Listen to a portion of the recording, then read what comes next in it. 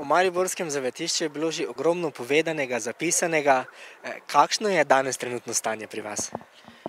Trenutno stanje pri nas je, glede števila živali, imamo 46 psov, pa 96 muc. Trenutno je to stanje pri nas, tako da smo dokaj polni. Danes imate tudi dan odprtih vrat. Kaj se bo v tem dnevu dalo videti, spoznati? V tem dnevu bi radi ljudem oziroma širši javnosti predstavili potek našega dela, samo zavetišče bi jim radi predstavili, kje pač imamo muce, karantene, kako se sama žival sprejme, da se vodi vse v evidenci, da je žival najprej v karanteni 10 do 14 dni, odvisno ali so psi ali muce.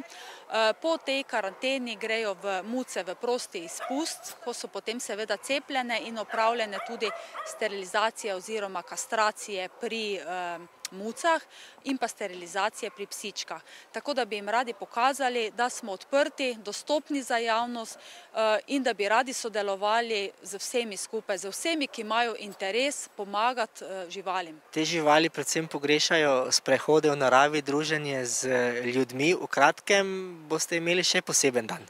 Točno tako. Mi smo zelo veseli sprehajalcev in sicer zavetišče izobražuje sprehajalce v tem smislu, da na vsaki določen čas izvedemo to izobraževanje, ki traja približno uro, uro pa pol, v katerem potem naš ta kinolog Dušan Travnikar sprehajalcem pove nekaj osnov, kako pristopiti do psa, kako peljati psa na sprehod, kako mu dajati priboljške, kako se obnašati.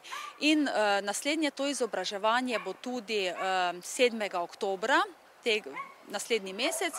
Ljudi predvsem moti, ali pa lahko rečemo, da pogrešajo tudi ene vrste živalsko policijo. Tudi pri nas imamo tako rekoč živalsko policijo, ki je pač se jim reče pri nas nadzorniki.